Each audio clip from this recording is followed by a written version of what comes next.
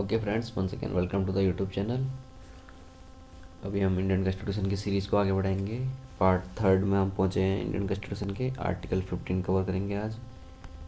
आगे देखते हैं। आर्टिकल 15 बोलता है प्रोविजन ऑफ डिस्क्रिमिनेशन। डिस्क्रिमिनेशन मतलब भेदभाव, कोई भी भेदभाव को रोकने के लिए, इक्वलिटी को मेंटेन करने के लिए आर्टिकल 15 में पावर्स दी गई हैं। इसका क्लॉज 1 बोलता है the state shall not discriminate against any citizen on grounds only of religion, race, caste, sex, place of birth और एनी ऑफ देम। मतलब जो स्टेट है, जो कि स्टेट की परिभाषा मैंने पहले बताई थी, वो स्टेट रिलीजन के बेस पे यानी हिंदू, मुस्लिम, सिख, ईसाई, रेस के बेस पे कोई काला गोरा है, कास्ट के बेस पे किसी की कोई जाति है, सेक्स के बेस पे मेल फीमेल है, या प्लेस ऑफ बर्थ कौन सी जगह से बिलोंग करता है, कहाँ पैदा हो रखा है, उसके बेस पे कोई भी भेदभाव नहीं करेगा। ये होता है क्लॉज 1। क्लॉज 2 बोलता है no citizen shall on grounds only of religion, race, caste, sex, place of birth और any of them be subject to any disability, liability, restriction और condition with regard to access to shops, public restaurants, hotels and places of public entertainment, the use of wells, tanks, bathing ghats, roads and places of public resort maintained wholly or partially out of state funds or dedicated to the use of general public।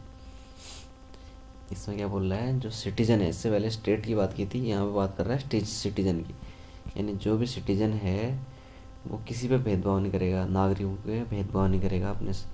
और जो citizen पे किस base पे, religion, race, caste, sex and place of birth. और इसके लिए वो कोई रिस्ट्रिक्शन नहीं करेगा। रिस्ट्रिक्शन कहाँ कहाँ नहीं करेगा, एक्सेस टू शॉप्स, शॉप्स में एक्सेस के लिए, पब्लिक रेस्टोरेंट्स के लिए, होटल्स के लिए, प्लेसेस ऑफ पब्लिक एंटरटेनमेंट के लिए जैसे मूवी हो, सिनेमा हॉल्स हो गए, यूज ऑफ वेल्स, कुएँ हो गए का इस्तेमाल के लिए, टैंक्स का इस्तेमाल के लिए, बाथिंग घाट्स, नहाने वाले जो घाट होते हैं उसमें, रोड्स और प्लेसेस ऑफ पब्लिक रिजॉर्ट।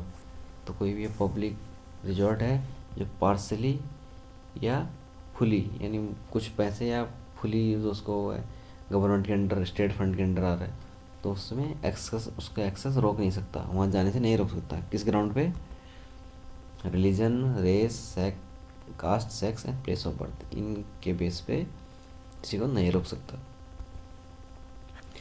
अब उसके आगे देखते हैं third clause. Nothing in this article shall prevent the state from making any special provision for women and children.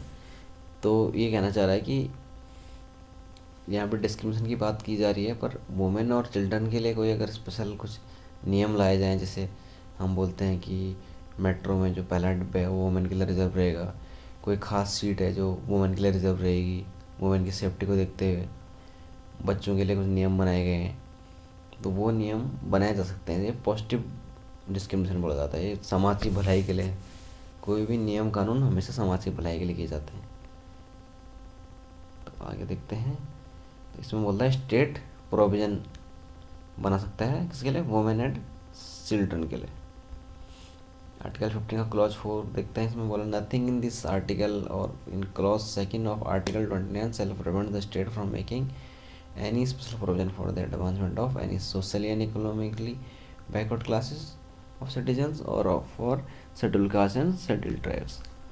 इसमें क्या बोल रहा है कि कोई भी क्लॉज, जो कि आर्टिकल 15 में जो कोई भी क्लॉज है, और क्लॉज 2 ऑफ आर्टिकल 29, और 29 का जो आर्टिकल 29 का जो क्लॉज 2 है वो स्टेट को नहीं रोकेगा, प्रिवेंट नहीं करेगा ना, रोकेगा नहीं।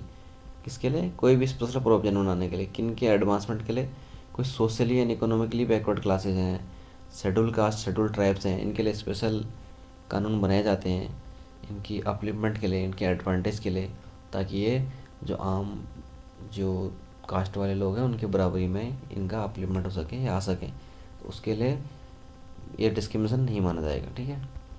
तो आर्टिकल 5 देखते हैं। नथिंग इन दिस आर्टिकल और इन सब clause G of clause 1 of Article 19 shall prevent the state from making any special provision by law for the advancement of any socially and economically backward classes of citizens or for the scheduled caste or scheduled tribes in so far as such provisions relate to their admission to educational institutes, including private educational institutions, whether aided or unaided by the state other than the minority educational states referred to in clause first of article 30। ये बोल रहा है कि जो state है वो socially and economically backward जो लोग हैं उनके एडवांसमेंट के लिए, और जो SC ST है उनके एडवांसमेंट के लिए जो भी एजुकेशन इंस्टीट्यूट है, भले वो प्राइवेट ही क्यों ना हो, कोई भी एजुकेशन, कोई यूनिवर्सिटी है, कोई कोचिंग इंस्टीट्यूट है, कोई स्पेशल, कोई SSB कोचिंग क्लास मान लो जैसे कि, तो वो बोल दे कि मैं इस पर्टिकुलर इसी लोगों को, राजपूतों को सिर्फ कराऊंगा, तो ऐसा नहीं कर सकता वो इन जो क्लॉजेस पे किसी को नहीं रोक सकता। SC ST कोई भी ऐसे बैकवर्ड हैं जो सोशली इकोनॉमिकली, उनके लिए उनको प्रिवेंट नहीं कर सकता, ठीक है। और उनके लिए स्पेशल प्रोविज़न बनाए जा सकते हैं। तो इस आर्टिकल 5 में क्या बोलता है, आर्टिकल 15 के क्लॉज 5 में, nothing in this article in clause 5 self prevent the state from making any special provision. कोई स्पेशल प्रोविज़न बना रहा है इनके लिए, जैसे इनको कोटा दे रहा है, कहीं कहीं इनकी फ़ीस माफ़ कर दे रहा है, कोई भी छूट दे रहा है किसको, एक एजुकेशनली बैकवर्ड क्लासेस या शेड्यूल कास्ट, शेड्यूल ट्राइब्स, और वो किसी भी इंस्टीट्यूट में दे सकता है, तो वो दे रहा है, तो अगर तो ये भी डिस्क्रिमिनेशन नहीं माना जाएगा, ये कर सकता है वो सोशली और इकोनॉमिकली बैकवर्ड क्लासेस और SC ST के लिए special provision admission to education institute. अब आर्टिकल 15 का क्लॉज 6 बोलता है, nothing in this article of sub clause G of clause first of article 19 और clause second of article 29 self prevent the state from making. अब देखिए, अभी आपने देखा होगा हाल फिलहाल में ये आया है EWS। अब कोई भी एग्जामिनेशन फॉर्म भरते हो, पहले आता था SC ST OBC, अब EWS भी आता है। तो जो इकोनॉमिकली वीकर सेक्शन है इसके लिए अलग से कर दिया गया है। अब कोई मान लो जनरल कैटेगरी का है पर वो बहुत गरीब है, उसकी घर की कंडीशन बहुत ख़राब है, तो उसको तो कोई बेचारे को कोई रिजर्वेशन नहीं मिलेगा। वो रिजर्वेशन नहीं मिलेगा तो उसके अप्लीमेंट नहीं हो पाएगा, तो उसके लिए भी इकोनॉमिकली वीकर सेक्शन EWS नया सेक्शन खोला गया है। तो आर्टिकल 15 का क्लॉज 6 है। तो इसमें आगे देखते हैं, P बोलता है any special provision for the advancement of any economically weaker sections of citizen other than the classes mentioned in class 4 और 5। क्लास 4 और 5 में जो क्लास मेंशन किए थे, कौन कौन से मेंशन किए थे कि कोई SC ST है, कोई इकोनॉमिकली सोशली वीकर है। उसके अलावा अभी क्या आ गया, economic weaker section relate to their admission to education institute. इनको भी एजुकेशन इंस्टीट्यूट में इनके लिए भी प्रोविजन बनाए जाएंगे, रिजर्वेशन बनाए जाएंगे, which in the case of reservation would be in addition to the existing reservation and subject to maximum 10%। कितना, 10% का रिजर्वेशन इनको मिलेगा टोटल सीट्स में से। अब आर्टिकल 15 में लास्ट में इसने बोला है, for the purpose of this and article 16 economically weaker section shall be such as may be notified by the state from time to time on the basis of family income and other indicators of social disadvantage।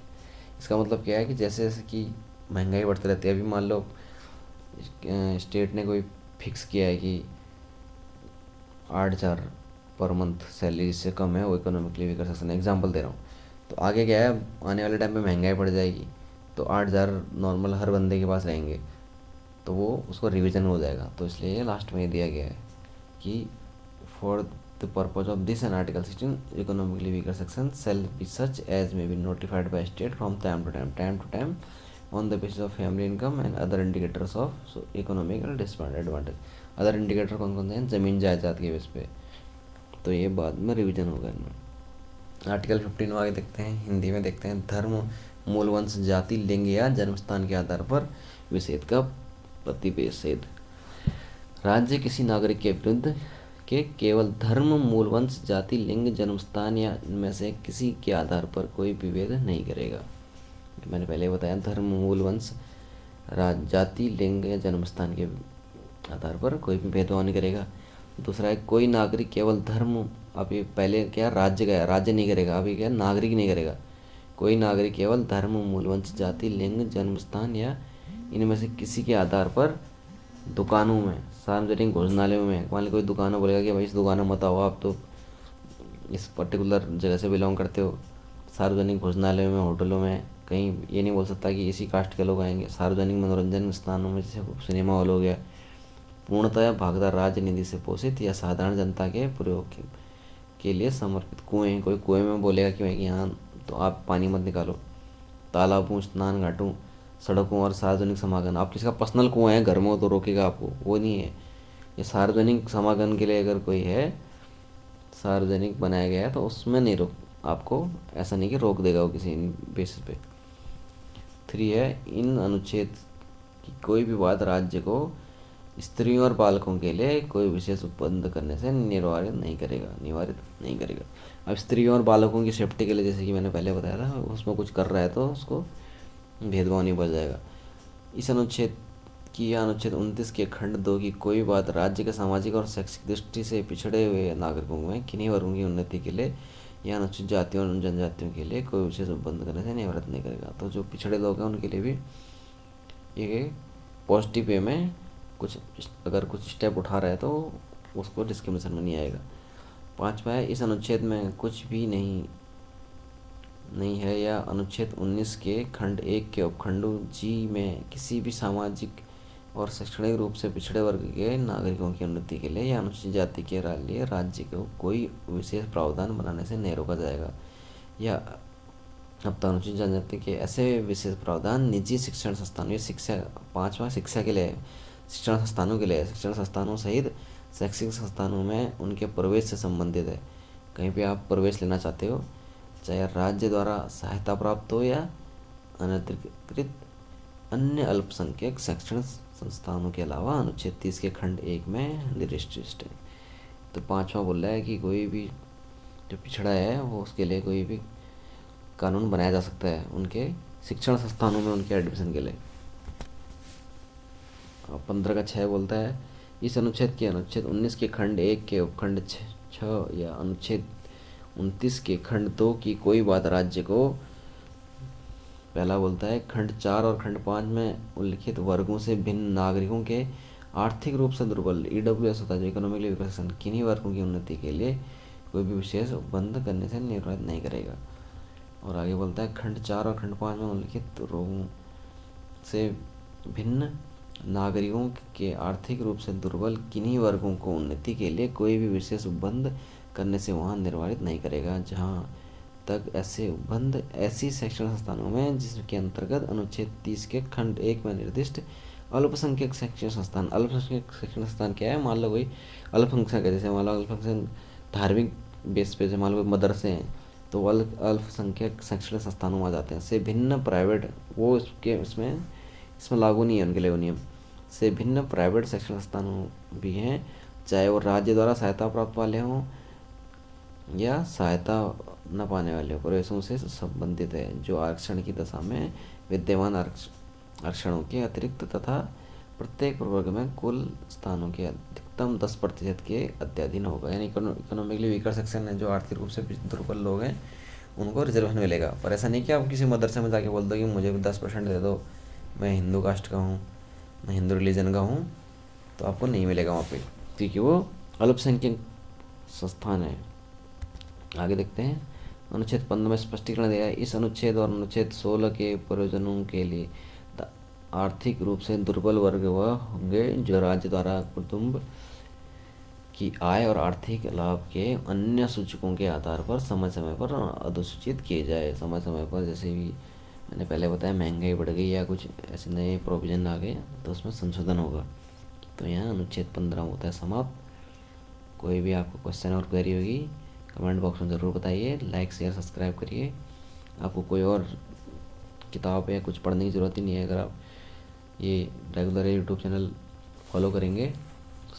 इसमें अलग अलग segment में video डाली गई हैं। अभी का student series चल रही है, इंग्लिश की सीरीज चल रही है, आगे मैथ और रीजनिंग, साइंस, सोशल स्टडीज़ और भी बहुत सारे सेगमेंट्स में हम कवर करेंगे। तो अपना प्यार यूँ बनाए रखें, लाइक शेयर सब्सक्राइब करिए। Thank you.